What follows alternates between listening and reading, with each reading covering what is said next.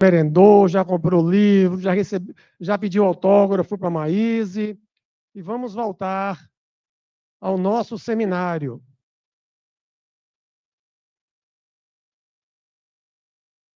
A presença de vocês hoje aqui é muito importante para o semeador, pois vocês hoje estão colaborando para a construção de um centro espírita, porque o objetivo deste seminário é arrecadar recursos financeiros para a construção de um centro espírita da sede própria do semeador.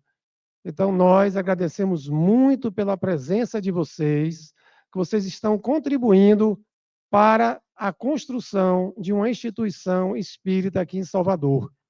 E para falar melhor sobre essa construção, sobre esta sede, rapidinho, não se preocupem, eu vou chamar José Leal, que é o presidente e um dos fundadores do Semeador. Obrigado. Como vocês estão emocionados, eu comecei minha emoção ontem no aeroporto, eu e Márcia. Ficamos preocupados porque Maíse teve uma dificuldade na hora das bagagens e a gente já se perguntando, vem ou não vem? Márcia, são mais de 500 pessoas, porque tem vocês aqui, teve o pessoal do Sheila ontem lá na Pituba. E a gente ficou preocupado, mas Maíse, com a sua mediunidade, né, disse, tá tudo bem, meu filho, fique tranquilo. E hoje aqui com vocês, a gente começa a dar seguimento ao nosso sonho, porque começou em 1998, no bairro do Campo da Pólvora. Uma turma com o desencarnado José Muniz Barreto, foi o nosso mentor encarnado, e nos chamou a atenção para essa realidade da necessidade de mais uma casa espírita aqui em Salvador. E formamos um grupo. O grupo hoje está no bairro do São Rafael. Ficamos por 24 anos no Campo da Pólvora. A casa era alugada. E depois desses 24 anos, nós decidimos, né, mudar para o bairro do São Rafael. Hoje estamos num espaço muito menor realmente. Tem aproximadamente 100 metros quadrados. Mas é um oásis, né, de energias positivas, porque não só a gente registra, mas também todas as pessoas que vão para o semeador registram a vibração de paz, de tranquilidade, o acolhimento, não é?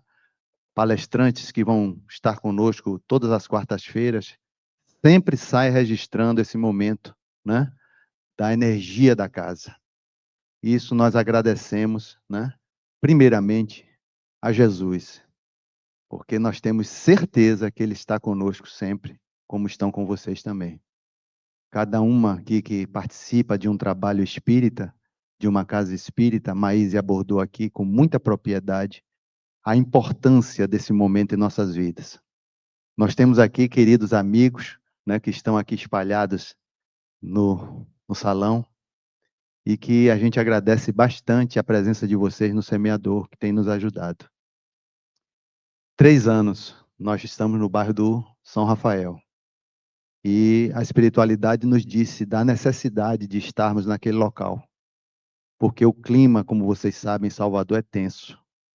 E na periferia, nos bairros, como o bairro de Pau da Lima, também não é diferente.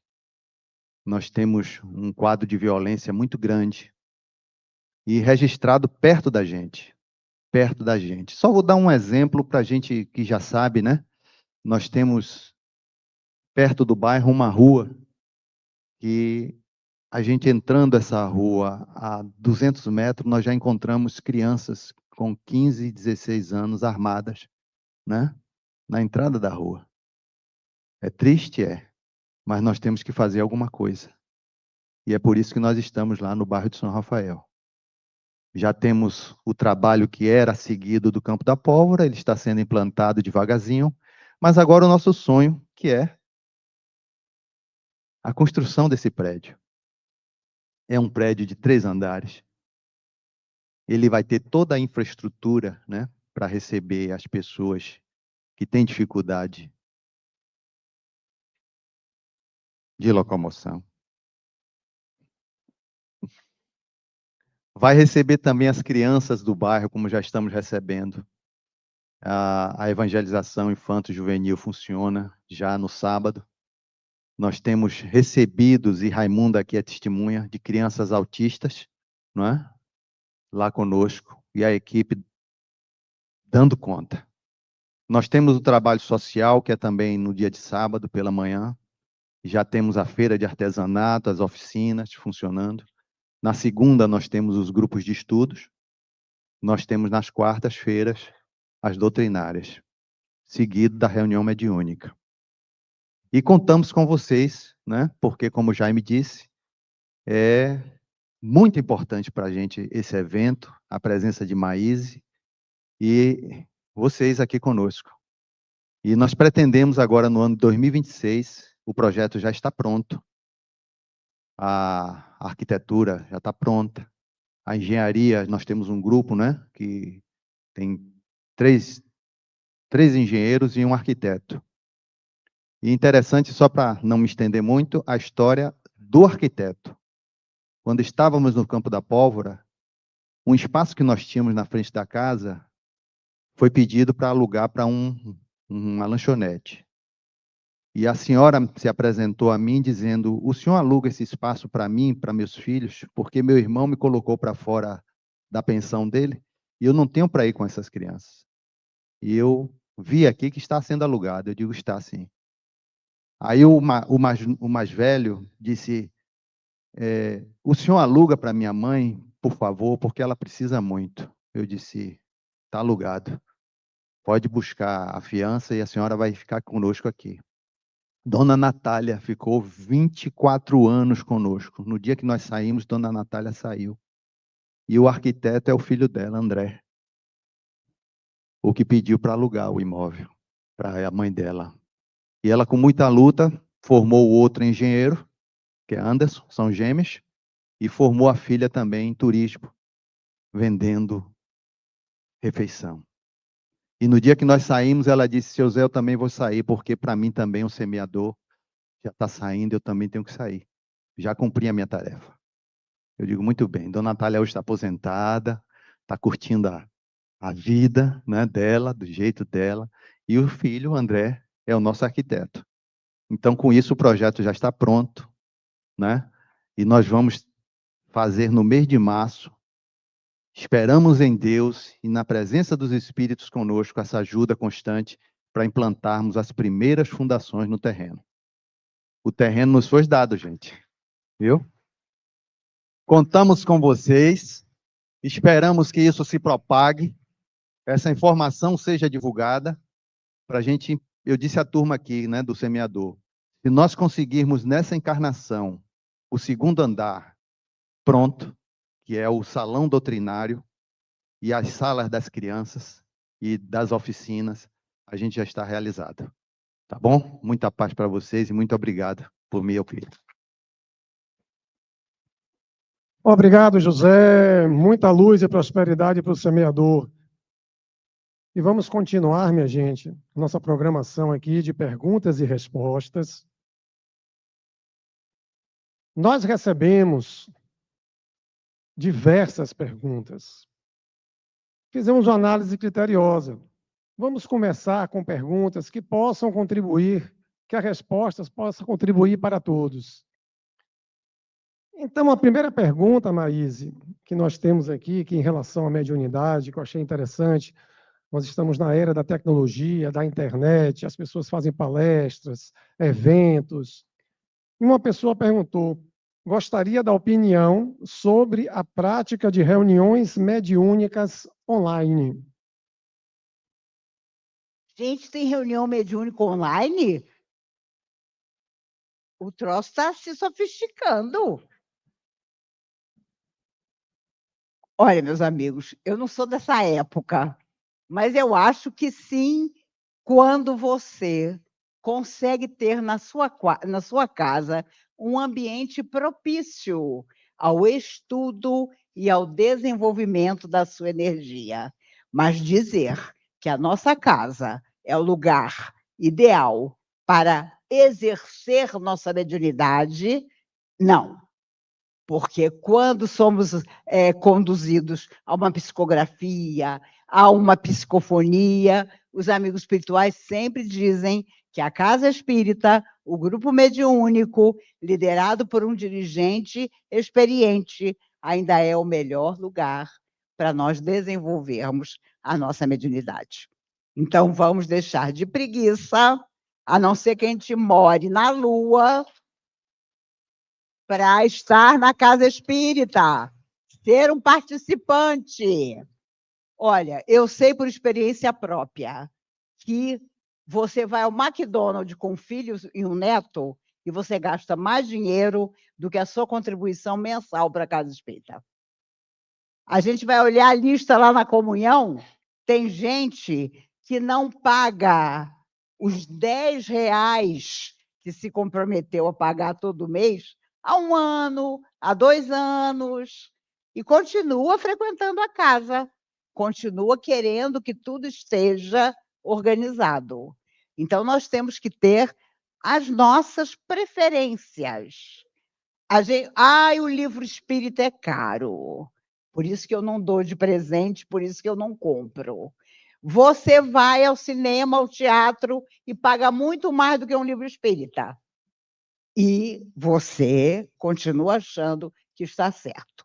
Se algo que nos traz equilíbrio, trabalho e força de vontade, nós estamos questionando, fazer uma orientação ou um desenvolvimento mediúnico online, talvez seja o que você pretende. Mas se você puder, não faça. Claro, assista palestra, estude, participe de grupos de estudo através do computador, deve ser ótimo, mas dizer que você não vai precisar do contato, da prática com pessoas mais experientes que possam estar com você te ensinando, você vai.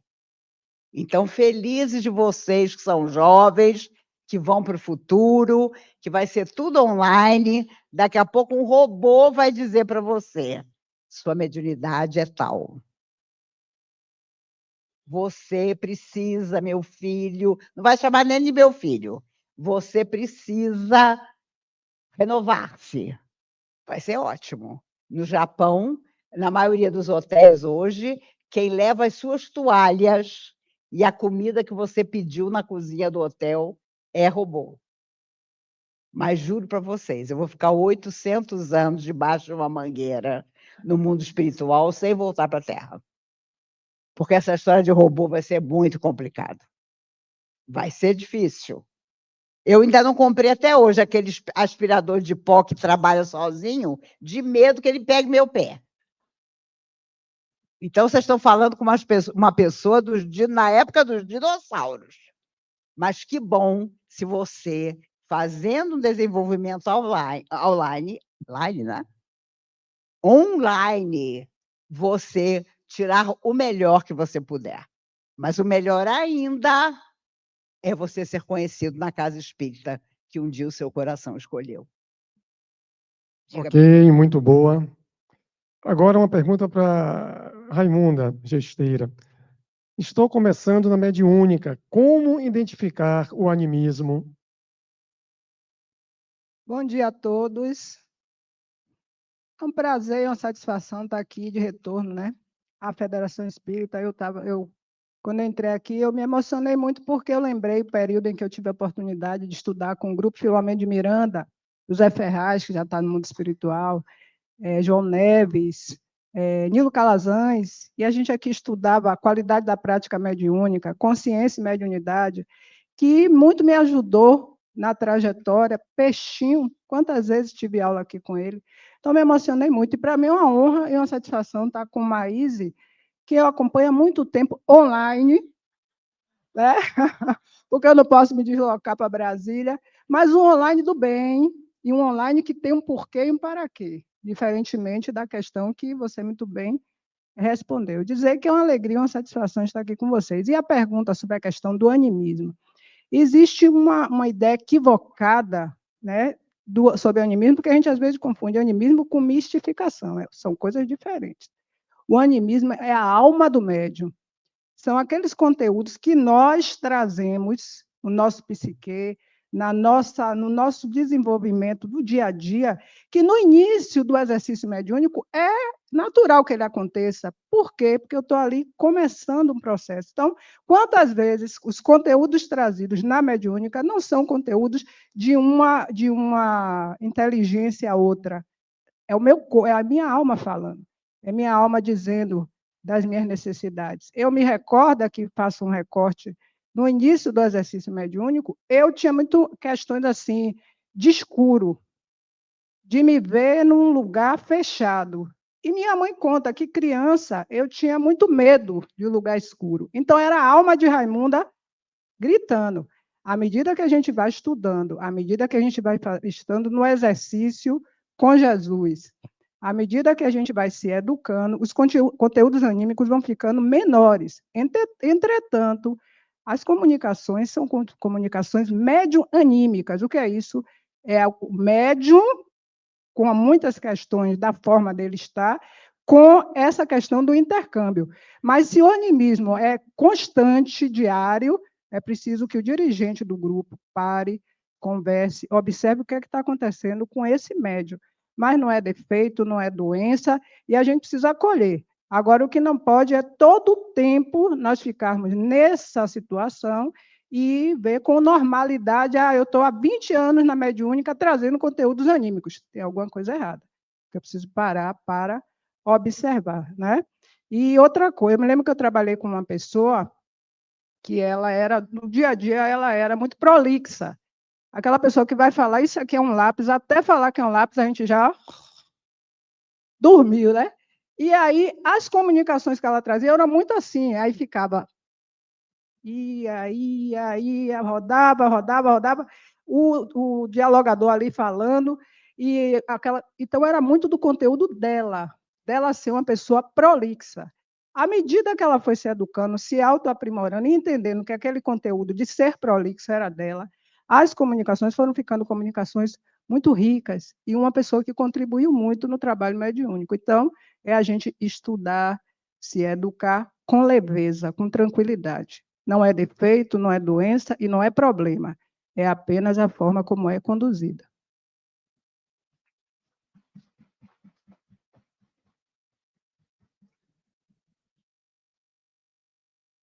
Eu vou ler como está aqui. Maíse, sua linda, obrigada por partilhar sua sabedoria. Gostaria de saber a sua opinião sobre o atendimento fraterno realizado sempre, mediunizado, como prática de muitas casas espíritas. Olha, feliz de quem consegue manter o equilíbrio do atendimento fraterno estando mediunizado. Nós sempre estamos, porque quando você faz a doação do seu trabalho, sempre há um dos seus protetores a amparar você. Às vezes, para viver momentos difíceis. Eu sempre conto, acontecido há muitos anos, a história de um rapaz lindíssimo, lindíssimo mesmo, capa de revista, que chegou na comunhão para conversar. E, claro, quando ele entrou, caiu na minha sala. A minha sala era envidraçada, eu tinha 19 anos. As meninas que faziam atendimento de receber as pessoas ficaram tão maravilhadas com o rapaz que falavam assim: pega o telefone dele. E não tinha que pegar telefone, mas elas queriam que eu pegasse. E ele começou a contar: eu estou muito abalado, eu sou carioca, moro no Rio, mas estou em Brasília e eu tive uma crise no hotel e o camareiro disse para mim: eu vou levar o senhor num lugar. E me trouxe aqui na comunhão. O meu melhor amigo com quem eu morava morreu assassinado com 40 facadas. Eu fiquei pasma. Falei: meu Deus, você deve estar arrasado. A minha mediunidade estava no pé e eu estava de sapato fechado. Você deve estar arrasado, meu Deus, que coisa louca. E a polícia já descobriu quem foi? Ele olhou para mim e disse: não, porque quem matou ele fui eu. E as meninas do lado de fora, pega o telefone dele. E ele começou a chorar, mas adivinha por quê? Porque ele via o rapaz. E o rapaz já aparecia para ele e dizia: apesar de tudo, eu te perdoo. A família tinha tanto dinheiro que o pai comprou os jornais do Rio de Janeiro para que nada aparecesse. E ele disse: eu estou aqui na comunhão porque eu sei que vocês espíritas nunca vão contar o que eu estou contando aqui. Olha, eu tinha 19 anos, eu faço semana que vem 68. Nunca soube o destino desse moço, mas com certeza ele encontrou um motivo grave para arrepender-se e deve estar em algum lugar seguindo a sua renúncia, o seu desespero, pagando aquilo que ele fez, de tirar a vida de outra pessoa. Então, meus amigos, nós sempre estaremos sob a influência das almas amigas quando estendermos o nosso braço na direção do nosso semelhante. O quanto estaremos mediunizados ou não vai depender do nosso dia, do nosso equilíbrio, da prece que fizermos, do desejo de estarmos realmente sob a influência daqueles que vão nos intuir. E com o passar dos anos, isso se torna um hábito tão grande que você já nem percebe que não é você que está orientando, que está recebendo a pessoa. É natural, porque você e quem te protege tornaram-se praticamente um só.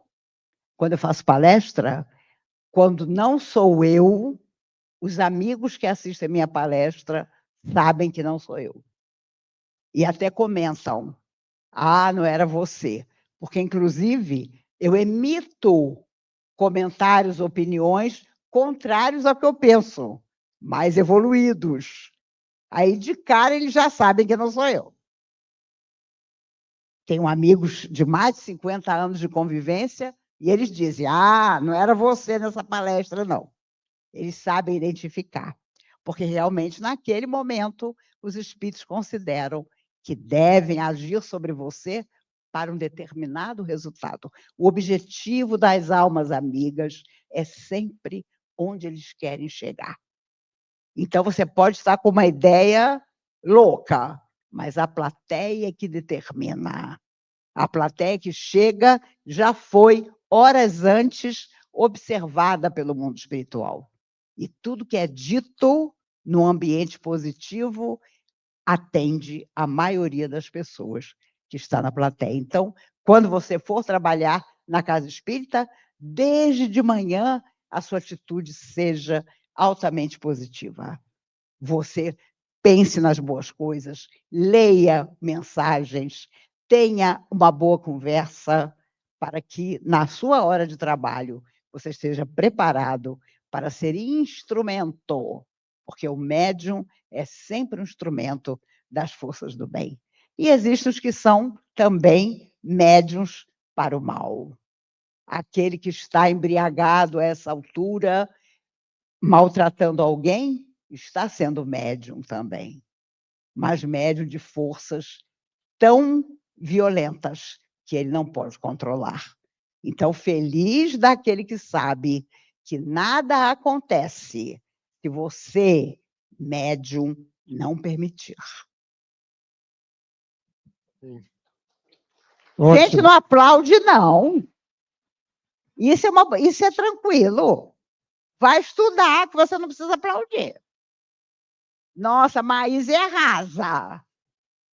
Eu me lembro que as pessoas falavam de magnetismo com o Chico. Ai, magnetismo, magnetismo. E o Chico dizia: tudo que eu sei de magnetismo, aprendi lendo Romance de uma Rainha. Um livro extraordinário, hoje difícil de ser encontrado. Eu fui à FEB fazer uma palestra. Quando eu desci na biblioteca deles, tinha Romance de uma Rainha. Eu falei: pelo amor de Deus, reeditem esses livros. Livros da minha juventude, que a gente aprendia tudo. Rochester, o faraó Menefertá, Meu Deus, cada livro espetacular! A Vingança do Judeu, sabe? Romances, que, na verdade, são histórias magníficas, que nos ensinam muito. Agora, claro que tem aquela pessoa que diz, eu só leio romance. Não leio Memória Suicida. Não leio Ação e Reação do André Luiz. Não leio Libertação do André Luiz. Porque são livros muito fortes, que me dão sono. Então, meus amigos, tenhamos consciência de que nós precisamos, mais que nunca, estudar para sermos médiuns em toda parte, principalmente fora da casa espírita, no nosso dia a dia. Ok. Obrigado, Maíse. Raimunda, quais obstáculos o médium, espírita ou não, deve superar para exercer a mediunidade com Jesus? Boa pergunta. À tarde nós vamos falar melhor sobre isso, mas eu não gosto de deixar ninguém sem resposta. E qualquer coisa, eu passo para a Maísa. Gente, os principais obstáculos que nós precisamos vencer são os nossos monstros internos, os nossos vícios morais. Porque nós temos a tendência de atribuir tudo ao externo. O processo de transformação é de dentro para fora. O médium é médium 24 horas por dia. E o médium é gente. A gente tem uma ilusão de que o médium é a mediunidade é um privilégio, que a gente vive em volta de uma auréola, onde a gente não tem ações do dia a dia como todo ser errante e que cai. Então, eu preciso fazer um processo de autotransformação para exercer a mediunidade com Jesus. E a mediunidade não é exercida apenas dentro da sala mediúnica. A mediunidade é quando eu chego ali e cumprimento alguém, dou um bom dia. E quero realmente que a pessoa tenha um bom dia. A mediunidade é quando dentro da nossa casa, nosso primeiro grande laboratório, que é a nossa família, eu enxergo os meus pares. Porque, como a Maíse bem disse aqui mais cedo, essa coisa de cuidar dos pais, né? Cuidar daqueles que cuidaram de nós, às vezes se torna uma tarefa para a gente que é estressante. Às vezes a gente tem uma fala positiva com o externo, mas dentro de nossa casa nós somos algozes. Mediunidade exercida com Jesus. Eu preciso vencer os vícios tão bem previstos no Evangelho segundo o Espiritismo. Egoísmo, vaidade, prepotência, arrogância, cólera, que todos nós temos, porque ainda estamos aqui nesse mundo de provas e expiações, vencendo nossas más inclinações. Mas a mediunidade sadia com Jesus é isso aí. Porque, às vezes, nós temos a falsa ilusão de que a mediunidade positiva e maravilhosa é daquela onde eu só trago mensagem de doutor Bezerra, mas foi muito feliz também na fala, eu tenho muito cuidado com essas mensagens. Tem gente que chega para mim e diz assim, olha, recebi essa psicografia, eu digo, de onde? Quem falou isso? E reconhece-se o espírito pela linguagem. Então, às vezes, a gente vê cada absurdo escrito, enroleixo, embromeixo, e as pessoas achando que foi recebido. E, principalmente, a responsabilidade do médium de não vender ilusões. Porque, às vezes, as pessoas estão carentes, adoecidas, nos procuram para um acolhimento e a gente se aproveita para dizer que está recebendo mensagem do pai, da mãe, e a gente não está recebendo nada. Então, o bom exercício, o bom trabalho para que isso se concretize, do médium ter uma mediunidade sadia, é o autotrabalho e o trabalho no bem. O que eu não quero para mim, eu não quero para o outro. O que eu não quero que façam comigo, eu não faço com o outro. Isso é a mediunidade com Jesus. Não tem, porque eu vejo assim, uma ideia de situações megalômanas, e não precisa nada disso. É o silêncio, é ser discreto, é trabalhar como Jesus sempre trabalhou, pelo aprimoramento moral. E nossa grande dificuldade é exatamente essa, que às vezes a gente consegue vencer um vício material, um fumo, uma bebida, mas a gente não vence o orgulho, não vence o egoísmo, não vence a prepotência. Então, esse é o nosso grande desafio. Ótimo.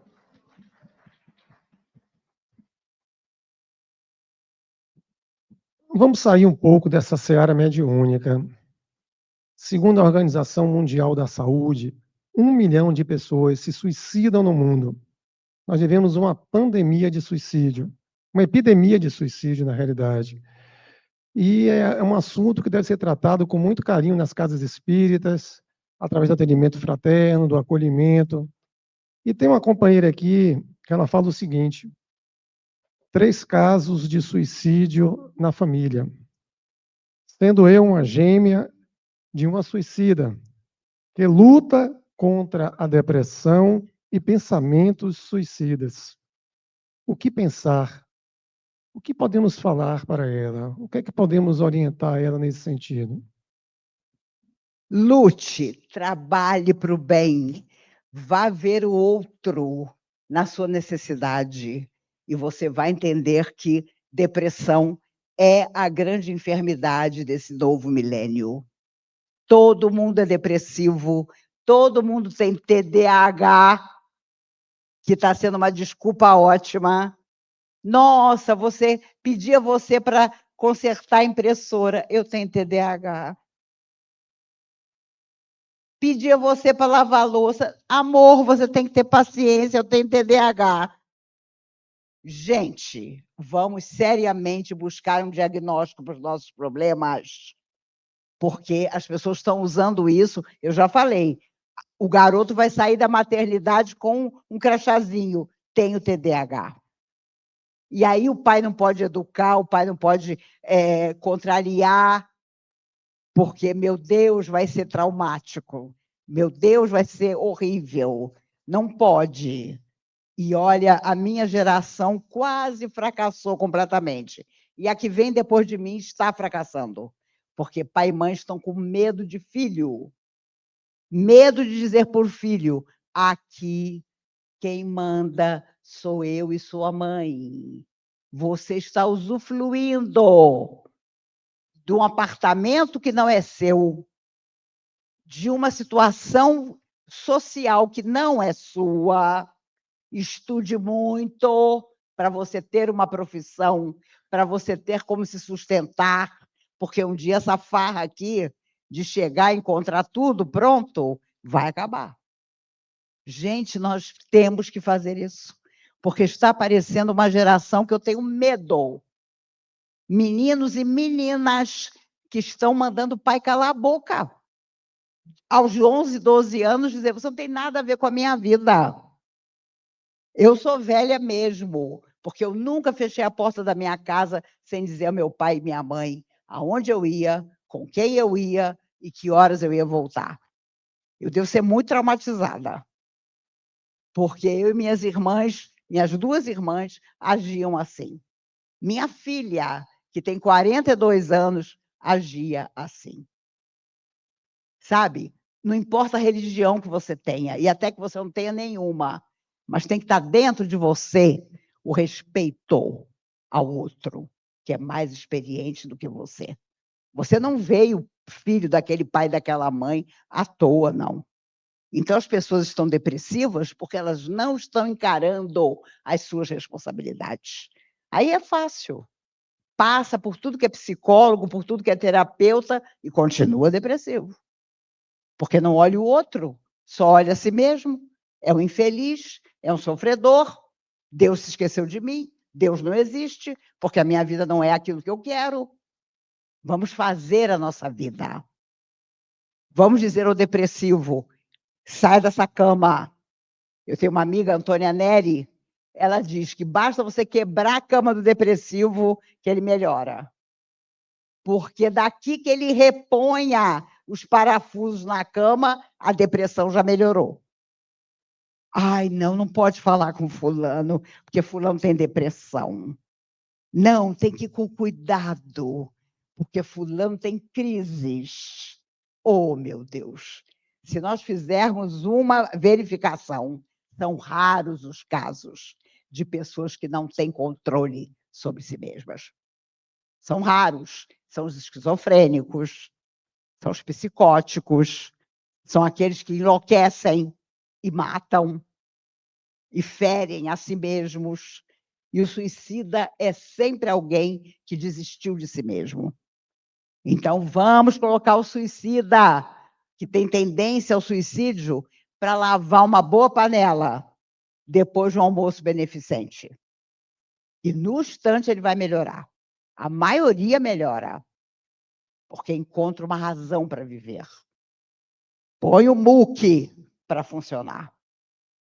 A primeira vez que eu entrei num barraco levando comida para uma família, eu tinha 15 anos.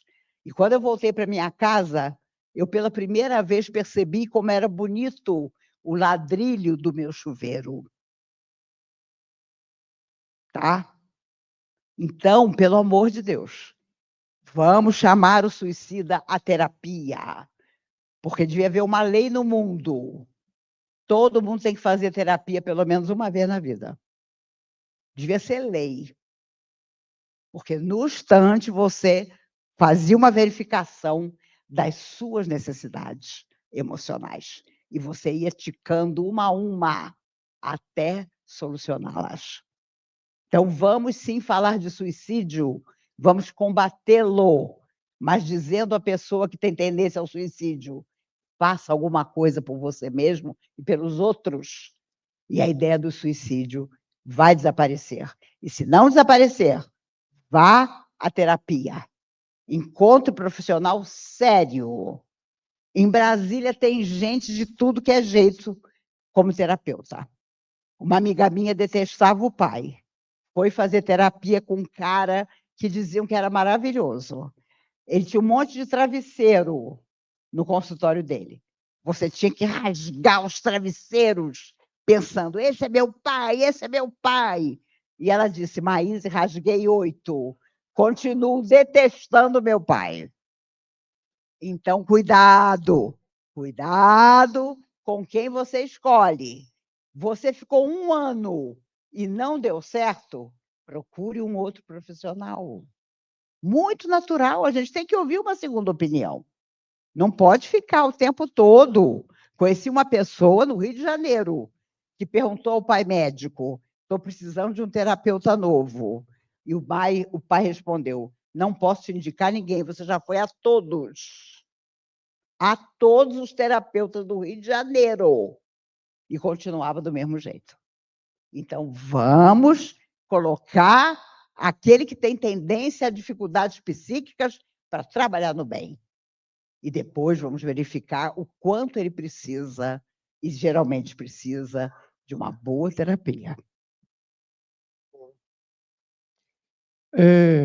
Raimunda Gesteira, no caso de pessoas que têm mediunidade e não quer trabalhar ou buscar conhecimentos para entender o que está acontecendo, existe alguma complicação para essa pessoa?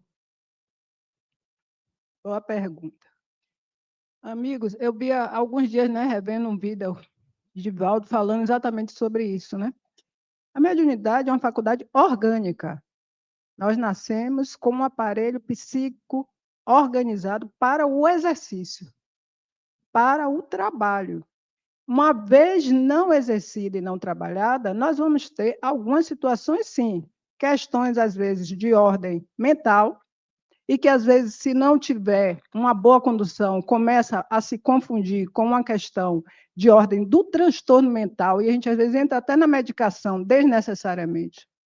Vamos ter questões, muitas vezes, nos relacionamentos interpessoais, porque a mediunidade a gente vive entre os dois mundos. Então, às vezes, a gente está sob uma influência que, se a gente não trabalha e não consegue trabalhar o autoconhecimento e exercê-la de maneira sadia, a gente começa a ter problemas no dia a dia. Quantas vezes a gente se vê irritado? Se eu tenho uma natureza irritadiça, se eu tenho uma natureza de alguém que sempre se irrita com facilidade, eu me trabalho para vencer tudo isso, mas esses irmãos nessa mesma sintonia vão estar muito perto. Então, à medida que eu vou diluindo, eu vou trabalhando no exercício mediúnico, isso vai o quê? Melhorando. Então, eu vejo muita gente dizer assim, eu não quero me meter com isso não, que sair, se eu me meter, eu não posso sair. Eu ouço, inclusive, eu venho de uma família espírita, do lado de meu pai e do lado de minha mãe. Meu avô era presidente de centro há muitos anos, não conheci meu avô por parte de minha mãe, mas do lado todo de meu pai. Então, eu nasci nesse meio. Então, minha mãe média ostensiva, eu média ostensiva. Minha casa é uma casa... Meu pai dizia assim, eu sou doutrinador desse povo todo. Né? Meu pai ficava ali, no meio dessa confusão, aparando as arestas. Então, ou eu ia, ou eu ia, porque senão eu comecei a ter situações assim, vou fazer aqui um recorte para falar de mim. Eu tinha muita resistência à questão da mediunidade, porque eu achava que uma outra mente ia me controlar. E por ter uma natureza controladora, eu achava que aquilo não dava certo. E eu ficava naquela situação, eu digo, meu Deus, eu preciso diluir isso aí. Eu não posso. Então, às vezes, quantas vezes eu passei mal na sala de aula, sala lotada, que é ali lidando com muita gente, né? Então eu via as situações, né? E às vezes o estudante passando mal, eu absorvia, e eu, não, mas eu naquela coisa. E aí teve um momento em que eu tive um adoecimento muito grande, fui para uma médica, que era espírita, eu não sabia, ela pediu todos os exames, meus exames deram normais, ela disse, olha, aqui é o seguinte, você tem um fator aí que você sabe, que você não quer exercer, você não é obrigada, mas você vai ficar a vida toda nessa confusão e muito provavelmente vai chegar um momento que você vai entrar em determinadas medicações aí, porque vão achar que o que você está vendo é delírio, que você está num mundo que não é esse aqui. E aí eu fui procurar, de fato, a casa espírita, fui me equilibrar, fui fazer todo um exercício de melhoria disso tudo aí, e aí eu pude lidar, como eu lido hoje com a mediunidade, de uma maneira tranquila. E deixei de ter muitas questões que eram vistas como questões de saúde, para entender que determinados momentos era o quê? A influência de uma outra, né? De um mundo espiritual sob Raimundo. À medida que a gente vai trabalhando e diluindo tudo isso, a gente vai entendendo quando a gente está sob essa influência. Então, eu preciso trabalhar a mediunidade, mas trabalhar entendendo o que é uma necessidade minha para meu autoaprimoramento. Mediunidade não é doença, mediunidade não é problema, mediunidade é tarefa com Jesus. À medida que eu entendo que é um processo de crescimento, eu só vou melhorar no exercício sadio. Não tem problema nenhum. Então, se nós nascemos com esse aparelho programado para esse trabalho precisa ser exercido. Agora, eu preciso querer, eu preciso entender que o convite vem, que eu não posso ir obrigado porque alguém me disse, vá, não. Eu preciso introjetar que aquilo, para mim, é libertação de alma, é capacidade de entender um monte de coisa. Eu estou nessa... nosso amigo Jaime disse assim, Raimundo, você está dentro dessa questão há quanto tempo? Eu disse, eu tinha 18 anos, não vou dizer o resto da idade, para não... Eu estou com 57, há quanto tempo eu estou nesse trabalho? Caindo e levantando todos os dias. Mas eu já tenho as percepções, quando eu não estou, por exemplo, minha natureza é uma natureza de ser paciente. Quando eu percebo que eu estou impaciente, eu digo, eu já não sou eu. Eu já me recolho, já abro o evangelho, já faço uma oração para entrar no equilíbrio. Isso é o exercício da mediunidade. Agora, se eu não me autoconheço, se eu não trabalho, se eu não exercito, eu fico ali. Ó. O que está acontecendo? Tontura, vertigem, alguns sintomas que são sintomas físicos, confundidos com labirintite, etc., etc., mediunidade, quando não bem exercida. Né? E aí eu ouço muita gente dizer, isso é doença, isso não tem nada a ver. É o trabalho no bem, é o exercício, é o autoaprimoramento. Criança ainda, eu me lembro que nós morávamos numa casa, aquelas casas antigas com telhado bem alto. E aí tinha uma telha de vidro, e eu acordava, e minha mãe, essa menina acorda todo mundo, mandava pintar a telha. Minha mãe mandou pintar a telha de preto, porque disse que eu acordava cedo e ficava, né, naquela agonia. E aí, resultado, já eram muitas coisas que aconteciam. Então, juventude, naquela confusão. Quando, aos 18 anos, eu disse, eu vou ter que fazer alguma coisa. Então, eu já dava aula, já trabalhava, e foi uma libertação. Então, hoje, nós entramos em algum ambiente denso, a gente sente, né? A gente já percebe. Está controlado, está trabalhado, você não... Por isso que quando o Maíse falou da pessoa que disse que a menina estava incorporando no Carrefour, Aí tem gente que, olha que mediunidade maravilhosa, incorpora em qualquer lugar. É um problema isso aí. Isso é um adoecimento, que, quando não bem tratado, vão dar outras coisas, porque é a imagem, a gente tem uma ideia da imagem do fenomenal, né? Do espetáculo. Mediunidade não é espetáculo, não é proselitismo, não é para nada disso. Quanto mais discreto, melhor. Maís, que conheceu Chico, conviveu com Chico, ela sabe que Chico, quantas pessoas chegavam próximas dele, em estado de perturbação, e ele apenas com o olhar ajudava essas pessoas e não dizia a ninguém, eu lhe ajudei porque eu sou médium. Divaldo, a mesma coisa aqui, que a gente, né, teve a oportunidade de ver tantos trabalhos que Divaldo desenvolvia. Você chegava perto dele, ele olhava assim, estava percebendo o seu nível de perturbação, mas médio educado que era, e que sabia que não era para proselitismo, ele apenas captava ali e perguntava assim para a gente, né, como é que está se sentindo? Quantas vezes eu fui na Mansão do Caminho, antes das palestras, ele nos recebia para conversar alguns minutos, e às vezes ele dizia assim, fez o Evangelho? Leia X, olhava para a gente, leia X capítulo do Evangelho. Por quê? Porque ele percebia algo, mas ele não dizia, eu estou vendo isso e aquilo. Tenho muito medo de quem fica fazendo essas coisas, porque não está vendo nada. A pessoa está no nível de perturbação que precisa o quê? Se organizar, né? Tem gente que fica assim para a gente, ó. Eu já sei que é enroleixo, embromeixo. Pode ser até que a pessoa realmente tenha mediunidade, mas ela não se organizou a ponto de necessitar que holofotes estejam em torno dela, queda. Então, a gente precisa ter esse discernimento. Muito bom. Maíse, você sabe que relacionamentos familiares, interpessoais, afetivos, sempre traz alguns problemas. E eu vou lhe trazer aqui um combo. São praticamente 3 perguntas, mas que estão muito entrelaçadas. Como reconhecer se uma relação deve ser cuidada, transformada ou finalizada sem culpa e sem desistir do que foi planejado?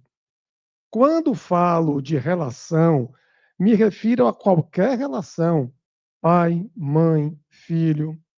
Será que é correto, por exemplo, desistir de um filho, continuar amando, mas tirar ele da sua vida? Espera aí que tem mais. No caso de relacionamentos difíceis, a permanência nesta relação, existe algum aprendizado? Até quando a pessoa deve permanecer num relacionamento onde o seu companheiro apresenta problemas psíquicos e não deseja realizar tratamento? A bola é com você. Quando a pessoa não quer ser ajudada, nem Deus. Nem Deus. Há muitos anos atrás, quando eu era bem pequena, existia um crime pavoroso no Rio de Janeiro, da Fera da Penha. Ela não era uma moça bonita, no bonde ela conheceu um rapaz, se apaixonou. Ele manteve um relacionamento com ela durante 2 anos, mas sem contar que ele era casado e tinha 2 filhas pequenas. No dia que ela descobriu, ela tornou-se amiga da esposa dele. Perguntou a ela, das suas 2 filhinhas, qual é a favorita do seu marido? Ah, é a fulaninha, que tem 4 anos. Ela foi à escola da fulaninha, pegou a fulaninha, dizendo que era amiga da família e que tinha autorização para buscá-la, levou para um matadouro, deu um tiro na fulaninha e queimou o corpo. Horas depois, claro, ela foi descoberta pela polícia. Ele teve que contar que tinha um relacionamento com ela. Foi uma tragédia. Foi uma tragédia tão grande que a minha mãe dizia para a gente: olha que eu morro e seu pai casa com a Fera da Penha. Então, eu tinha medo. A verdade é que, naquela época, os crimes eram assim pavorosos, eram raros. Então, a Fera da Penha ficou conhecida por anos. E ela ficou 30 anos presa. Hoje ninguém fica. Ela ficou 30 anos presa. Dona Laís Capilé, uma das fundadoras da Comunhão, morava no Rio nessa época. E ia até o presídio. Entrava, era a única que tinha autorização para entrar na cela da Fera da Penha, para ler o Evangelho segundo o Espiritismo. Para ela. Eram freiras que tomavam conta do presídio. Um dia, ela chegou no capítulo em que os espíritos amigos dizem que, apesar do que você faz para o bem, quando o drama é muito grande, você reencontra a pessoa numa outra vida para, então, resgatar de verdade seu débito. Esta Fera da Penha ficou desesperada. Ela expulsou Dona Laís Capilé da cela. Nunca mais volte. Eu estou presa, pagando o que eu fiz. E ainda vou ter que pagar em outra encarnação? Vá embora. E a Madre Superiora, para confortar Dona Laís, disse uma frase que a Dona Laís guardou a vida toda. Laís, quando a alma não quer, nem Deus pode fazer nada. E a verdade é que, às vezes, nós sabemos que o outro tem uma necessidade premente, mas o outro não quer melhorar, mesmo consciente da sua necessidade. Então, nós vamos no nosso relacionamento até onde der.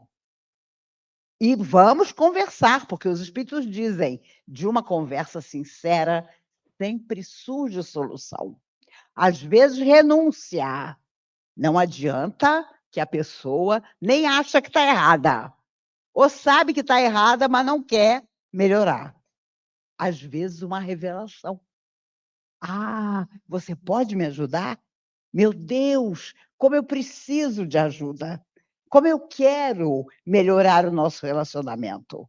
Mas tem que conversar.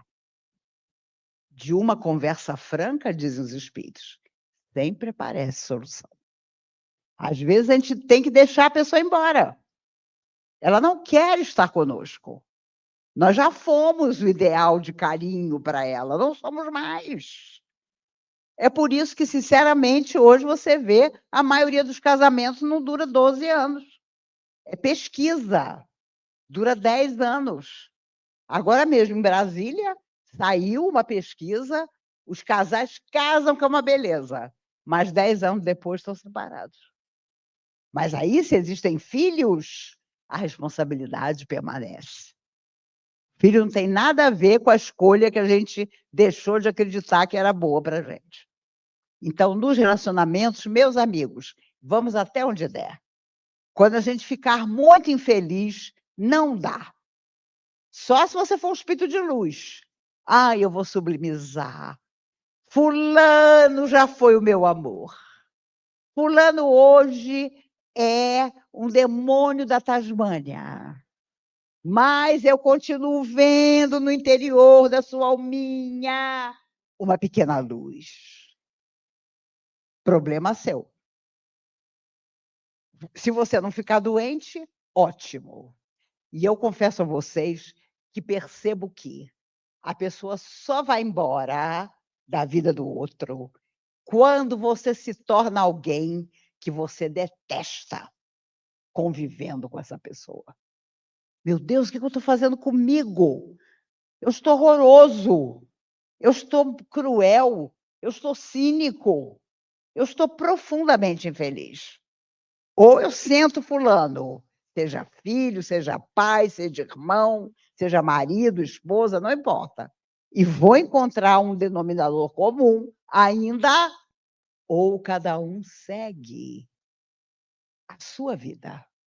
Sempre nos olhando, como dizia Gonzaguinha, de longe, um para o outro, e percebendo que um dia nós amamos aquela pessoa.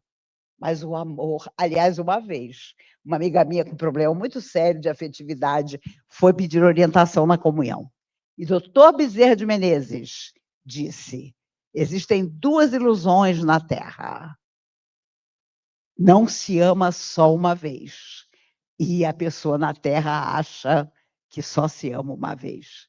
Fulano é o amor da minha existência. Mas pode deixar de ser e você pode amar de novo. E a segunda coisa que ele disse: o amor acaba. E eu me lembro que eu era garota, eu fiquei numa tristeza.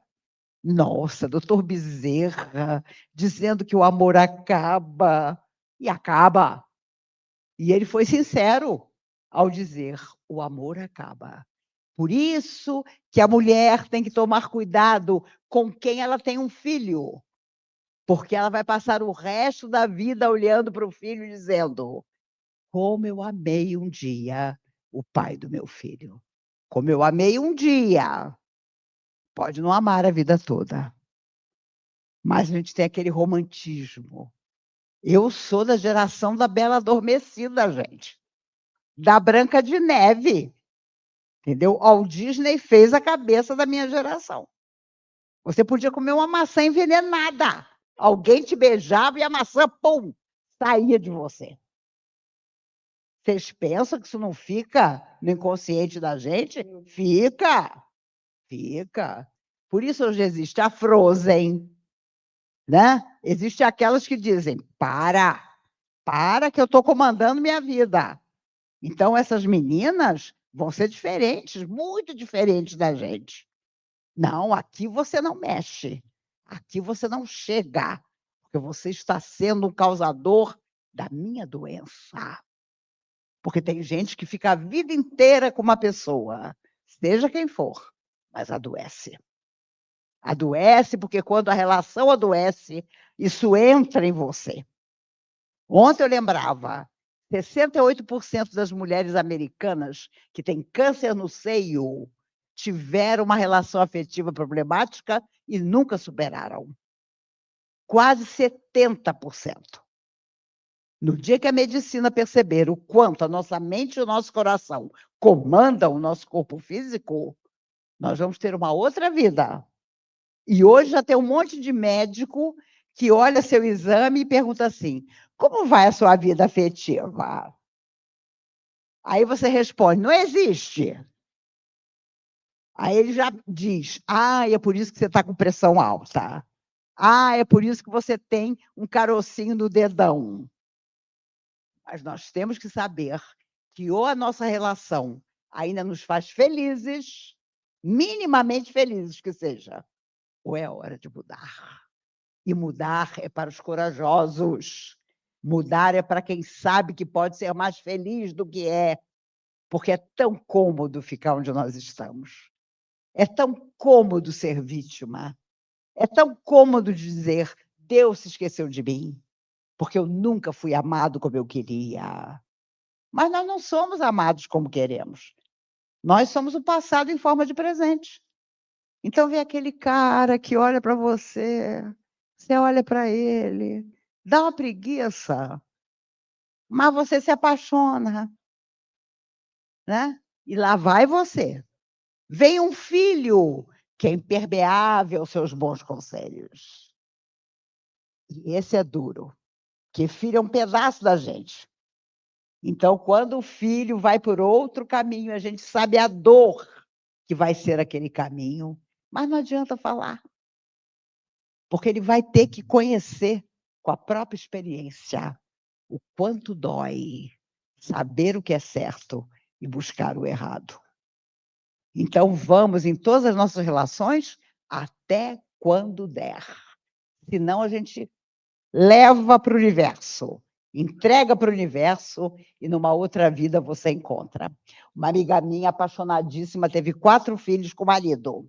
O marido, um dia, 16 anos de casado, disse a ela: eu quero ir embora e tenho que te contar que namorei todas as suas amigas, menos a Maíse. Ele foi sincero. E ela, paralisada, ela nunca tinha desconfiado. Aí ele contou que ele começou a namorar a governanta, a empregada, tudo sem ela saber. Ela se divorciou, claro, mas ainda era apaixonada por ele. Ela tinha crises de depressão que ela me ligava de madrugada. Mas você está acordada? Você pode me ouvir 5 minutos? E lá ia eu ouvi-la. Um dia, José Grosso me disse, diga a ela, porque ela ficou apavorada por ser espírita, que ela ia casar com ele de novo. Meu Deus, na próxima vida eu vou casar com esse homem de novo. E José Grosso disse, diga a ela que ele não precisa ser marido dela numa outra vida. Ele pode vir como filho. Foi um comentário de José Grosso. Eu comentei com ela. Nunca mais ela teve uma depressão. Ela me ligava e dizia, Maíse, eu estou aqui maravilhada, pensando nas chineladas que eu vou dar nele. Nunca mais ela ficou triste. E vocês acreditam que ele hoje está idoso, claro. Ela tem uma casa atrás da casa dela e ele mora lá. Ela ainda virou uma meia cuidadora dele. Então, ela está condenada. Na próxima vida, ela vai encontrá-lo. Porque ela não rompeu definitivamente o que ela devia ter rompido. E apaixonada por ele até hoje. Nós, mulheres, não temos jeito, não, gente. Sabe, nós somos um caso de terapia absoluta. Porque o homem te dá tchau e te dá tchau mesmo. E você fica. Ai, ele foi o meu amor. Foi. Essa palavra já diz tudo. Foi. Não é mais. Pode passar outra pergunta para ela, porque você sabe que daqui a pouco o povo todo vai chegar em casa e os maridos vão dizer: quem é essa Maísa horrorosa que convenceu você que a gente tem que conversar? A coisa que homem mais detesta é conversar, gente. Conversar sobre relacionamento, então, eles fogem para o Panamá. Vou ali pegar um baba. Depois a gente conversa. Bem, vamos voltar aqui à mediunidade. Uma pessoa pergunta que um médium que trabalha muito com espíritos sofredores e diz assim, quantas comunicações um médium deve ou pode fazer em uma mediúnica? Se ele permite várias comunicações, o que pode acontecer com o corpo físico? É possível que o médium sofra fisicamente e adoeça? Meninas, é com vocês. Primeiro, só dizer mais, que eu gostei muito dessa mensagem de José Grosso, e aí, num set terapêutico, aí é uma boa intervenção, viu? Para a pessoa que tiver com dificuldade com o marido, ó, vai voltar como filho para você dar chinelada. Excelente. Né? Ó, gostei dessa, já anotei. E essa questão, minha gente, é muito... A mediunidade é um assunto muito atrativo, né?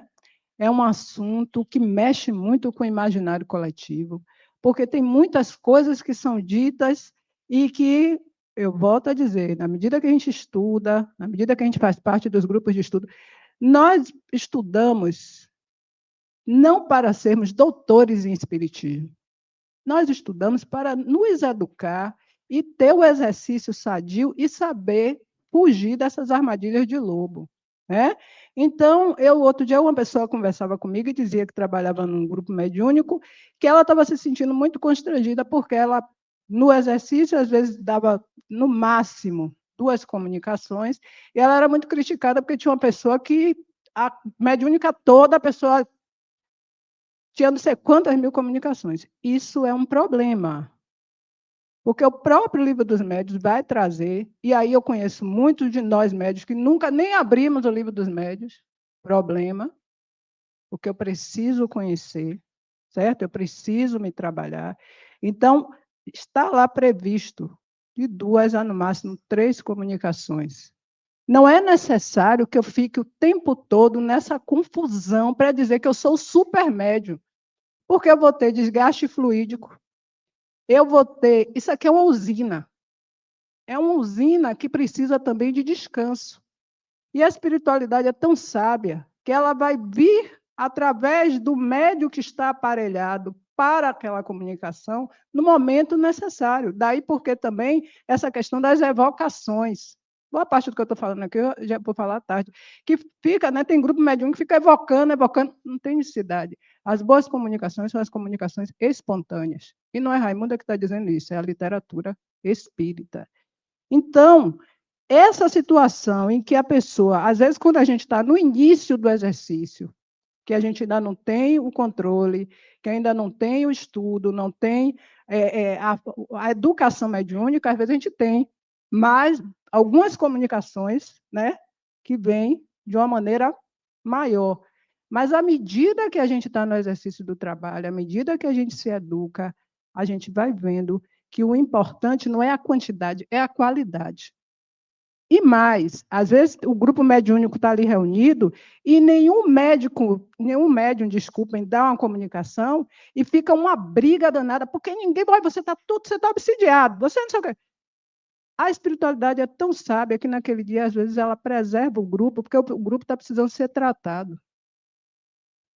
E a quantidade de embusteiros e zombeteiros que poderiam vir ali é muito maior do que qualquer outra situação. Então, às vezes, não tem comunicação naquele dia, porque a gente acha que é a gente que manda. E, como o Chico dizia, é de lá para cá, não é daqui para lá. Né? Então, às vezes, tem dias em que o grupo está precisando ser trabalhado. E aí a espiritualidade vem, leitura do Evangelho, oração, concentração, o grupo está desunido, o grupo está desorganizado. Então, a gente precisa ter cuidado e parar com essa necessidade de quantidade. O importante é a qualidade do que é trazido, do que é feito.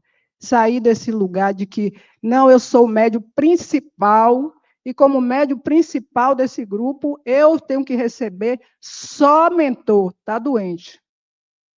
Está doente, porque a mediunidade foi conferida para que a gente dê assistência ao sofredor, ao obsessor e ao mentor.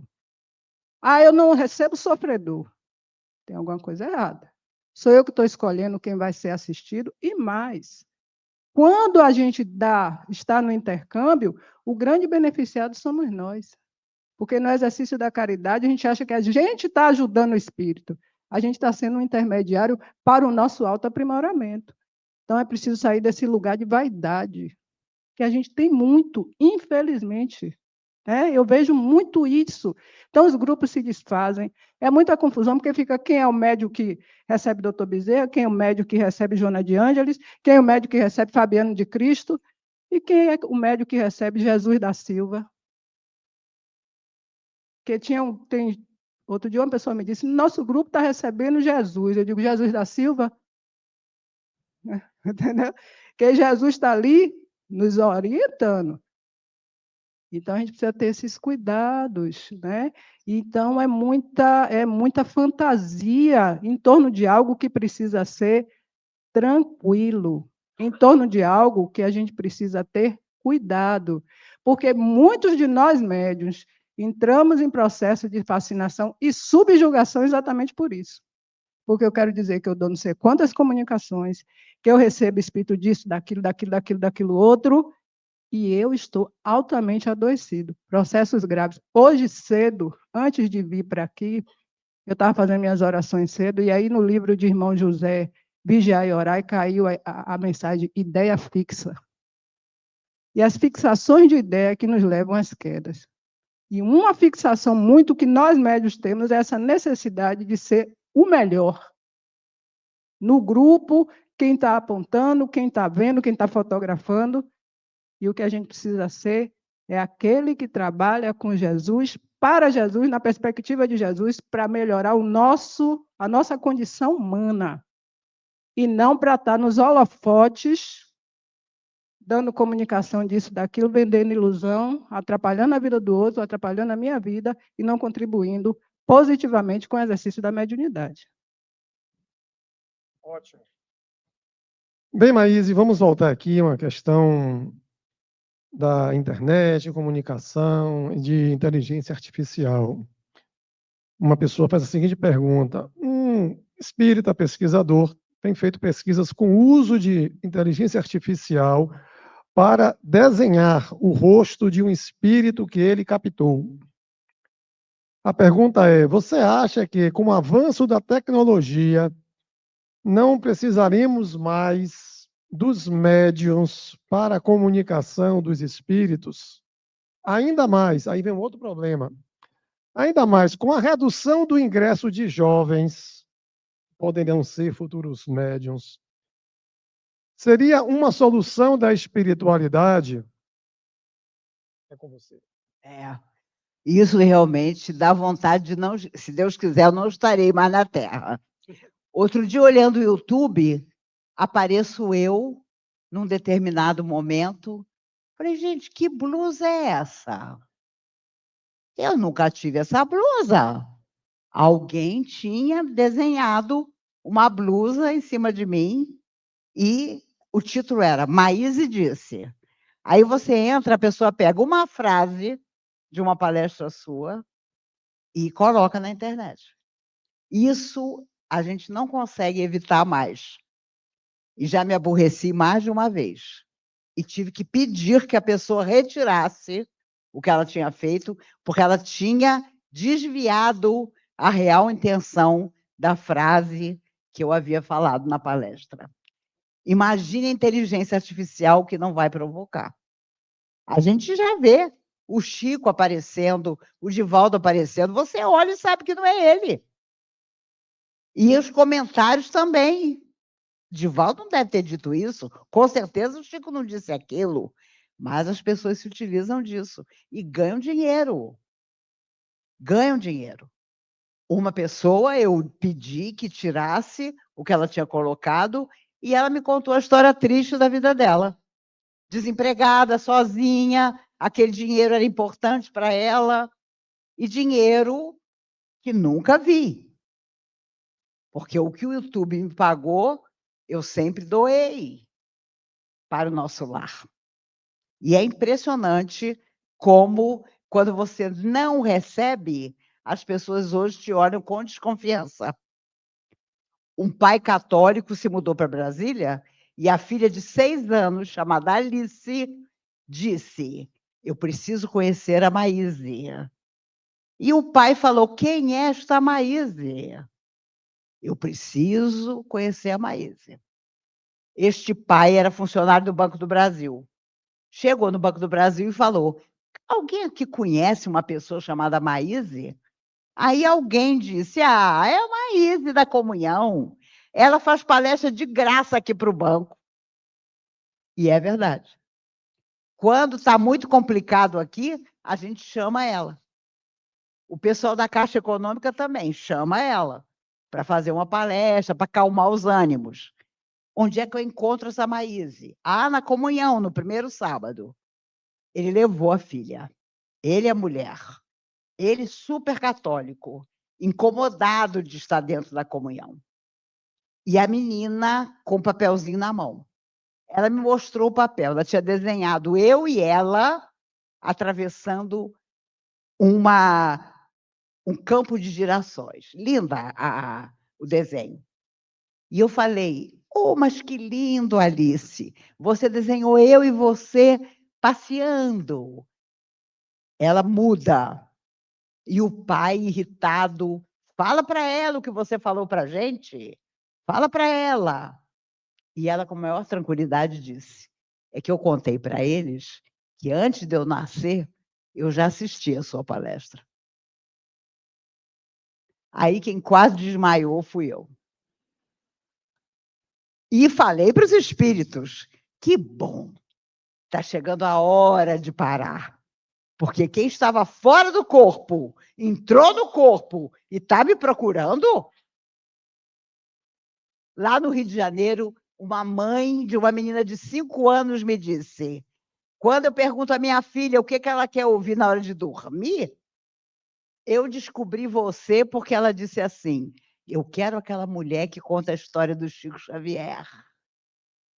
Tudo gente católica, gente evangélica, A doutrina tem uma força extraordinária, porque quem está chegando pequenininho, meninos autistas, que foram assistir minha palestra lá no Rio de Janeiro, em setembro, para me conhecer pessoalmente. Por quê? Porque ele escuta você na hora de dormir. E aí os pais desesperados. Como é que a doutrina espírita está entrando na minha casa se eu não tenho nem religião? Então, a inteligência artificial é uma coisa parecida. Nós não vamos mais poder confiar em nada. Apareceu um presídio americano cercado de crocodilos. Só eu acreditei que os crocodilos existem mesmo. Os meus amigos, até minha filha, tolinha, era tudo já inteligência artificial, gente. Então, claro, vai continuar o intercâmbio entre o mundo material e o mundo fora da matéria. Mas que ele será diferente, será. E nós vamos ter que tomar cuidado para não acreditar em tudo que vai aparecer. Porque muita coisa será fictícia mesmo. Agora, que é mais ficção do que você saber que existe gente invisível que te acompanha? Nós estamos na frente desse povo todo. O que eles vão apresentar para nós é uma tolice, porque nós sabemos que fora da matéria eles permanecem nos amparando, nos auxiliando. Isso é mais do que fé, é a certeza absoluta da continuidade da vida além da morte. E o Chico dizia, quando a gente desencarna, a primeira refeição que a gente faz do lado de lá tem o gosto da nossa infância. Porque é aquele momento que você vai lembrar que um dia você começou na Terra e agora você está começando de volta no mundo espiritual. Eu já sei qual vai ser minha refeição.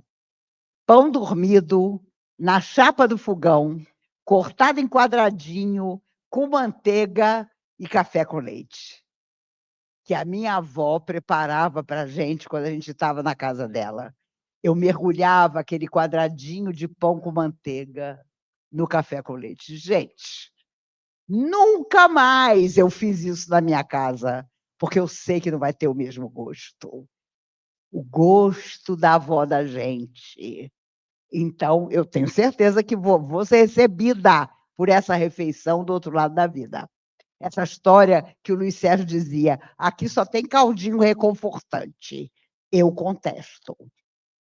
Vai ter um brigadeiro, entendeu? Eu vou chegar lá e vou dizer, fui diabética, agora aproveita, minha filha, entendeu? Não se esqueçam que fora da matéria, nós somos 10 centímetros mais altos do que somos no corpo.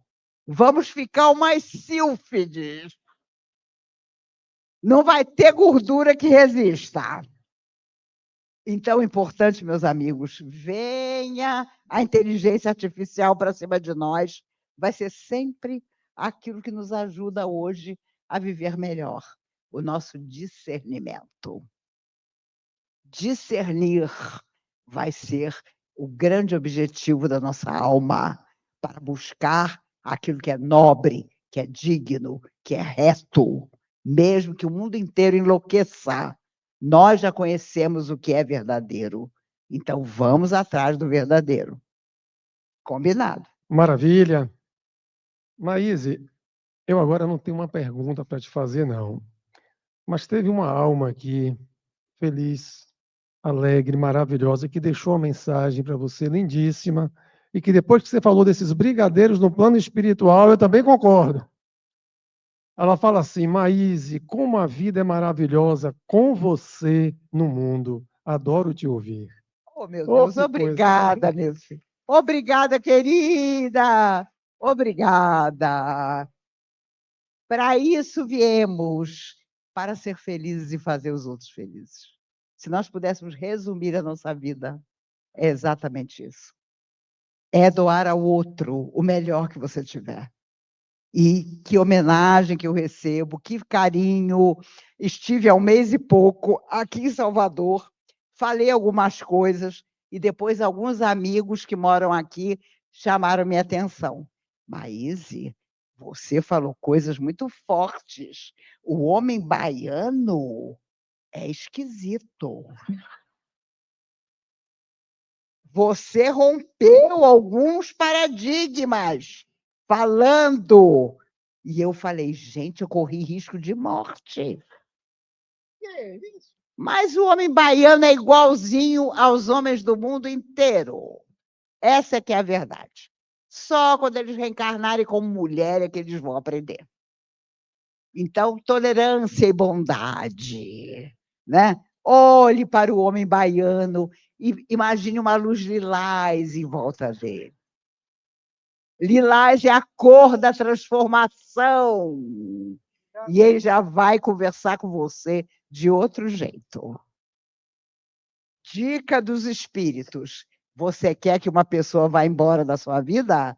Pense nela de costas para você, andando para longe de você. É sério. É uma mentalização poderosa. Pense na pessoa indo embora. Quando você pensar nela, pimba! Você imagina ela indo embora de costas para você. As almas amigas ensinam isso. Tem umas dicas para a gente continuar tendo equilíbrio na nossa vida. Se eu souber demais, eu passo para vocês. Ótimo, Maíse. Bem, vamos continuar aqui. Uma pergunta agora para a nossa companheira Raimunda. Como saber e diferenciar as energias que nos cercam? E o que devemos fazer para nos proteger dessas energias negativas?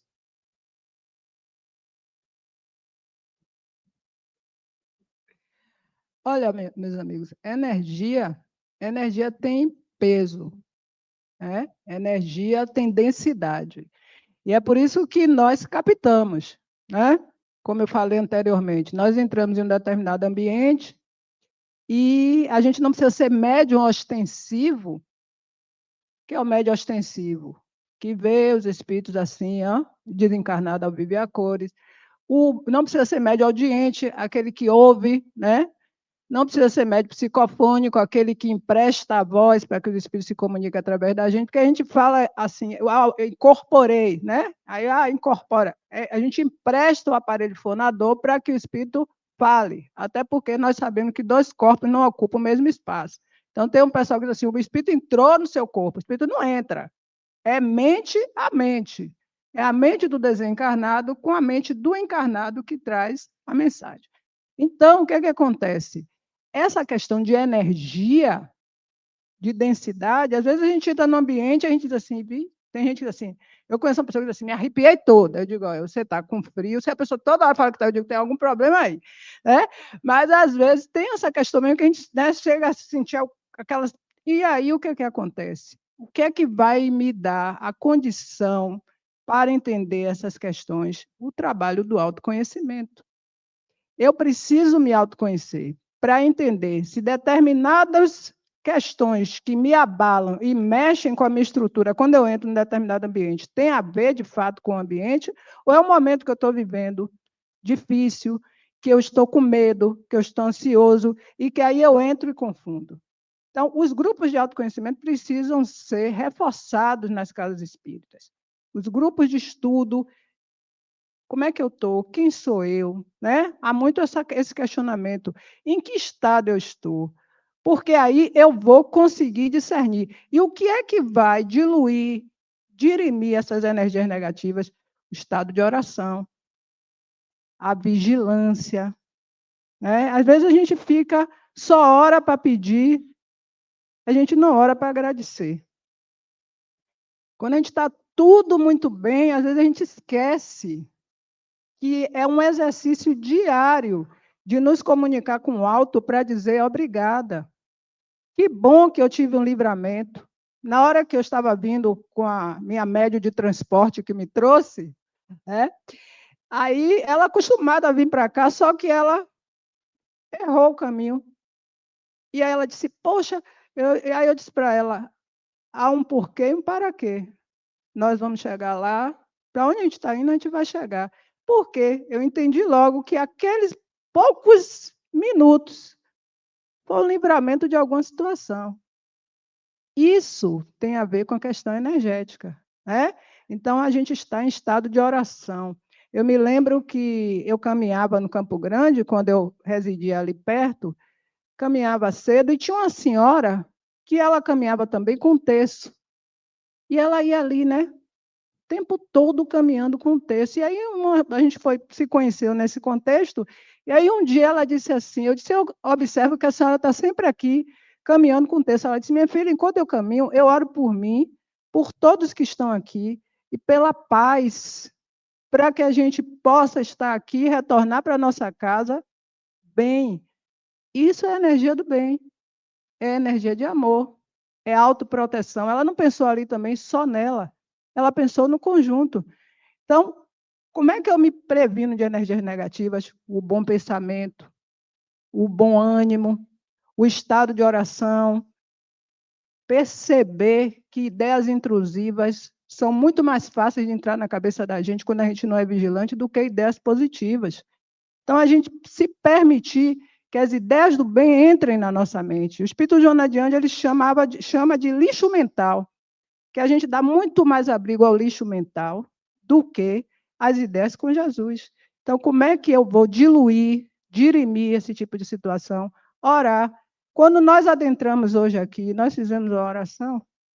Quando nós saímos de casa, nós oramos. Quando nós fomos dormir ontem, pedimos. Primeira coisa que eu pedi hoje cedo foi para que o dia de hoje fosse um dia de muita paz, de muita harmonia, de muito equilíbrio, porque o que está movimentando esse trabalho de hoje aqui é o amor. E o amor cobre uma multidão de pecados. Então, se o amor movimenta, eu preciso estar aqui também nessa energia. Aí eu vim para aqui com a cabeça cheia e eu não me concentro. Observe que logo no início houve uma fala de Luciano, vamos nos concentrar. Por quê? Para que a gente possa estar trabalhando nesse contexto. A energia psíquica do ambiente é que movimenta essas perguntas. Às vezes nós vemos aqui até pensando em perguntar outras coisas. Aí Maíse fez a exposição, e aí não veio tal ideia, eu consegui captar tal situação. Há uma lógica. 72 horas antes da gente chegar aqui, esse ambiente já foi preparado para isso. Esse momento é um momento de tratamento, estamos todos sendo tratados, cada um dentro da nossa condição e da nossa necessidade, porque os espíritos sabem. Então, como é que eu diluo as energias ruins? Vibrando no bem, estando no bem. Vou encontrar, muitas vezes, 9 pessoas para me falar de coisas ruins. Olha a toxicidade. Que às vezes a gente dá abrigo porque a gente aqui é tóxico também. Então, o que é que eu faço? Eu vou encontrar 9 para me dizer do ruim, um para me dar a mão no bem. Segure a mão de quem está lhe levando no bem. E esses 9, vamos orar por ele, para ele encontrar um caminho da paz. É dessa maneira que a gente vai diluir as energias negativas. Ótimo. Tem uma pergunta aqui também, Maíse. Maíse, obrigada por me ajudar tanto com suas palavras. Oh, coisa linda. Como saber o limite entre estar fazendo verdadeiramente a caridade ou alimentando comportamentos que são prejudiciais, comprometendo o processo do outro e comprometendo-se karmicamente? Você já disse duas coisas: prejudicial e se comprometer karmicamente. Então, se acontece isso, você tem alguma coisa errada na sua relação com o processo de ajudar o outro. Sem falar que tem muita gente que não quer ser ajudada. E você custa perceber isso. Então, faça de todo o coração o que você tiver que fazer pelo próximo. Se o próximo aceitar com carinho a sua ajuda e progredir, e for em frente, tanto melhor. Mas se ele se vitimizar, se ele estiver sempre precisando, se ele nunca tomar uma atitude, então estabeleça um tempo em que você vai ajudar, mas depois que ele siga pela própria conta. E isso é com todo mundo, é com o filho, Um senhor disse para mim há tempos atrás: Maíse, meu filho de 40 anos se divorciou, entrou na minha casa, deitou no sofá e não levanta mais. O que eu faço? Eu falei, meu amigo, pegue o sofá e jogue fora. Porque com 40 anos ele não levanta, ele não vai levantar. Ele voltou para o ninho, voltou para o lugar onde ele nasceu, ele está super confortável. E ainda com a ideia de que, meu Deus, eu fui uma vítima de um casamento infeliz. Toda vez que nós nos vitimizarmos, estamos precisando de ajuda. Porque temos que ser fortes, lutadores, vencedores, no sentido de conhecer a nós mesmos, de transformar a nossa vida e, de preferência, de transformar a vida das pessoas que estão em volta de nós. Assim nós vamos seguir confiantes, cheios de boa energia, cheios de positividade, e as pessoas vão nos invejar, porque hoje a inveja não está no que você tem, mas no que as pessoas acham que você consegue ser. Essa é a verdadeira inveja. Nossa, como fulano é forte, como fulano é positivo. Eu tive um vizinho que eu encontrava todo dia, dava bom dia, ele com a cara fechada. Um dia o filho dele teve um problema, ele levou o filho à comunhão, deu de cara comigo. Eu pensei iludida, amanhã, quando eu entrar no elevador e encontrar com ele, ele vai ter outra atitude. Quando eu entrei no elevador no dia seguinte, o cumprimentei, ele virou-se e disse: agora eu sei quem é a senhora. E eu toda satisfeita, imaginando, ele agora sabe quem eu sou. E ele disse: é uma doida. Por isso que a senhora de manhã cedo abre um sorriso e me dá bom dia. Todos vocês espíritas estão fora de qualquer definição. E eu não tive dúvida, olhei para ele e disse, é verdade. Da próxima vez que eu entrar no elevador, o senhor toma cuidado comigo. Vamos mais uma. Bom dia a todos. Maíse e Raimunda, gratidão pelas suas histórias e por toda a sabedoria.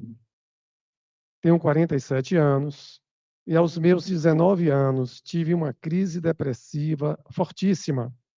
E minha madrinha me levou ao espiritismo. E lá, determinado presidente de uma instituição dizia que só era mediunidade, embora o diagnóstico médico foi de transtorno bipolar. Hoje, aceito a mediunidade, depois de 4 crises, e estou em desenvolvimento, mas tenho que tomar estabilizador de humor a vida toda, segundo a medicina. Quais a opinião de vocês? Olha, a gente precisa ter muito cuidado com a nossa saúde mental. Para sair do eixo é rapidinho. Para voltar, dá trabalho. Isso aqui é uma linha tênue entre o mundo físico, extrafísico e entre muitas outras questões. Se o Espírito Joana de Ângeles já nos diz que todos nós já podemos ter passado por um processo de depressão, podemos estar ou podemos vir a ter. Então, a gente nunca pode descaracterizar a dor do outro e o que o outro passa. Mas a gente precisa ter sempre uma fala positiva para que esse outro tenha o bom ânimo, como nós temos no livro A Boa Nova, né, ditado pelo Espírito Humberto de Campos. Tem um capítulo lá sobre o bom ânimo, que é um diálogo de Jesus com Bartolomeu, falando sobre a necessidade da gente se trabalhar para sair de determinados padrões. Se existe um diagnóstico de fato, porque precisa saber também quantas opiniões foram ouvidas. Porque a minha preocupação é quando eu vejo a seguinte situação: a pessoa adentra um consultório, em 20 minutos eu tenho um diagnóstico de bipolaridade. Cuidado, eu preciso ouvir pelo menos mais 2 pessoas. Por quê?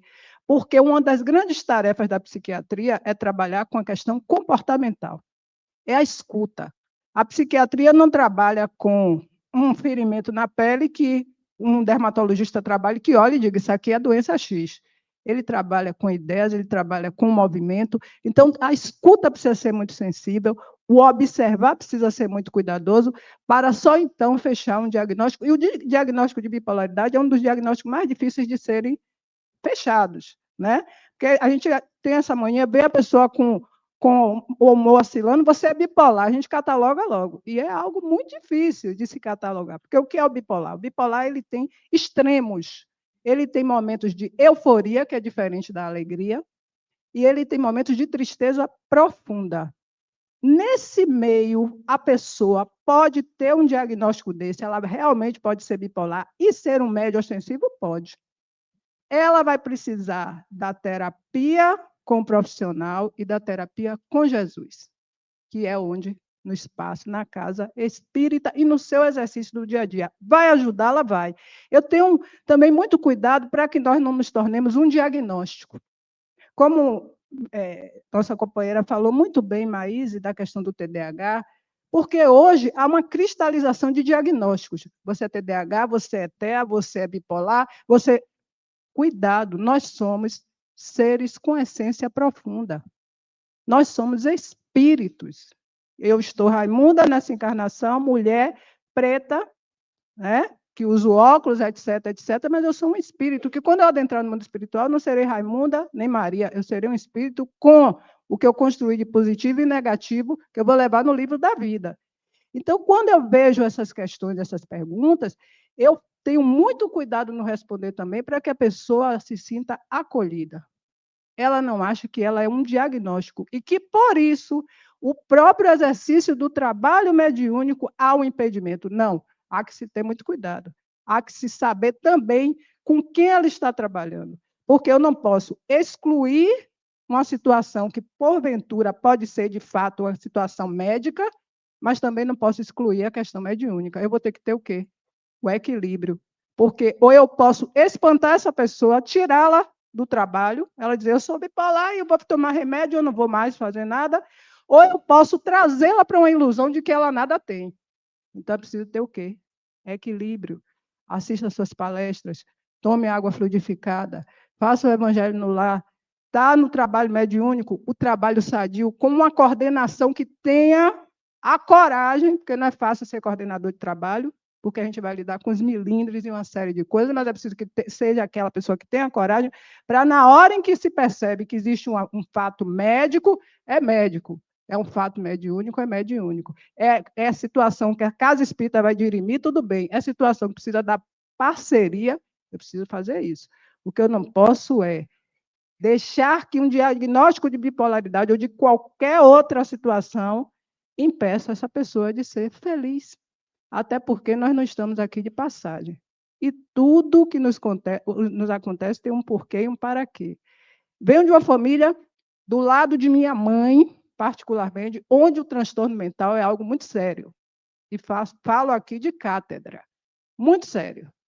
E onde a gente passa por muitas situações dessa natureza, também alguns que são médios ostensivos e que nunca ou estiveram nesse exercício e abandonaram, para hoje estar só à base de medicamento, dopados, onde a terapia com Jesus não foi nem inserida ou não permitida, porque viraram diagnósticos.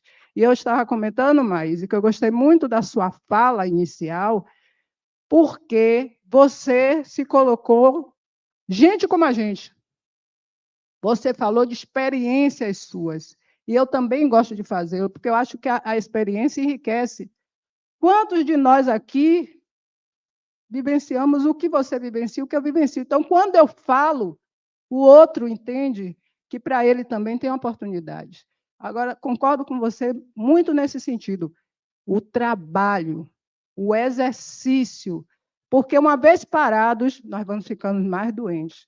Então, eu vou numa casa que tem a distribuição de sopa. Ok, vou me envolver nesse trabalho.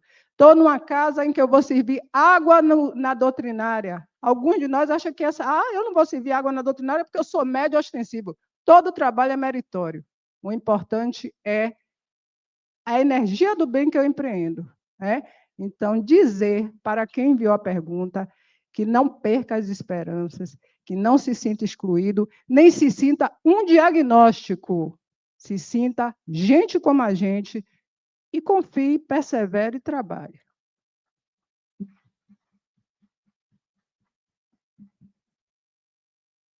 Maíse, eu vejo muitos vídeos seus. Eu tenho colocado muitos dos seus vídeos na página do Semeador no Instagram. Gosto muito de suas mensagens. Você cita muito Chico Xavier. E aí me veio à mente, qual foi a maior lição que Chico lhe ensinou, que você aprendeu com Chico, que você percebeu com Chico? Que o amor não cansa nunca. Foi a maior lição. E, coincidentemente, Maria Teresa de Calcutá dizia: o amor é a força mais poderosa da Terra.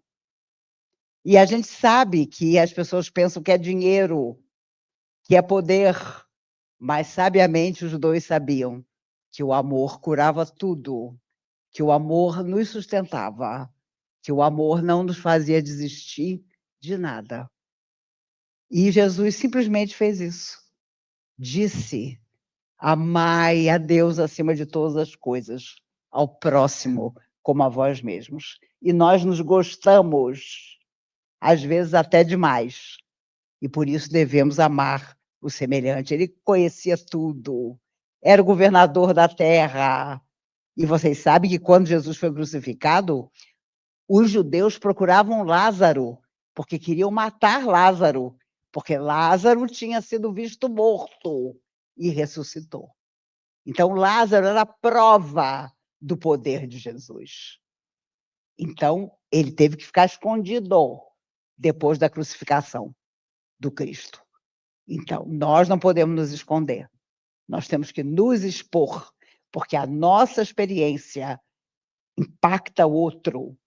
E nós podemos ajudar até mesmo contando as nossas lutas, as nossas tristezas e as nossas esperanças.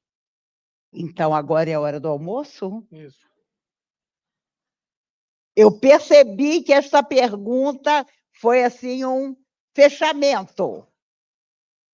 A minha intuição não falha, mas voltamos depois do almoço, renovados, mais perguntas serão respondidas, e eu agradeço demais a vocês, porque uma caixa com 50 livros veio com a capa invertida. Quando eu contar para Mariana, ela vai infartar aos 42 anos.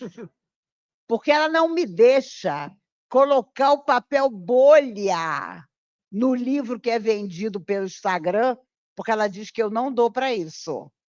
É ela que faz o plástico bolha em cada livro, coloca um papel lilás protegendo.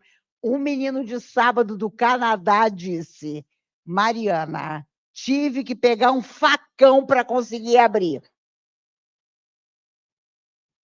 Então, minha amiga, meu amigo, se você quiser adquirir o livro mesmo com a capa ao contrário, eu faço uma dedicatória, depois você entra em contato com www.aqueletempoentrenós.com.br e a Mariana terá o maior prazer de trocar o livro para você, só que vai sem a dedicatória. Então, eu pensei uma coisa, você compra o livro, eu faço a dedicatória, você pede a Mariana para trocar o livro, você tira a página da dedicatória e coloca no livro que você receber. Eu faria isso. É uma dica. Vamos ao nosso almoço. Pessoal, nós temos uns avisos rapidinho para dar. Só um momentinho. Calma. Nos alimentamos espiritualmente, já vamos nos alimentar fisicamente também. Mas temos um companheiro aqui, Elmo, que está ansioso querendo falar com vocês. E eu vou passar a palavra para ele. Depois dessa fica até difícil falar, né? Porque... Mas é o seguinte, gente, é só para dizer que durante o intervalo do almoço, a nossa livraria, o feirão e a feira também da juventude estarão funcionando para que vocês tenham todo o conforto, toda a comodidade para comprar com mais tranquilidade. E tem um segundo aviso também, que esse é mais direcionado às casas espíritas, tá? A gente anunciou no Congresso, eu gostaria de divulgar para aqueles que não estiveram lá, que a partir do ano que vem, a partir do início do ano federativo, nosso ano federativo começa em 25 de janeiro. A partir do início do ano federativo, nós vamos vender livros, esses livros com pequenas avarias, para as casas espíritas cadastradas aqui na FEEB, 70% de descontos, para que todas as casas espíritas possam abrir as suas livrarias e, com isso, gerar sustentabilidade para casa ou montar as suas bibliotecas espíritas, criar os círculos do livro, etc, etc. Tá? Então, casas interessadas, nos procurem em um momento oportuno. Muito obrigado.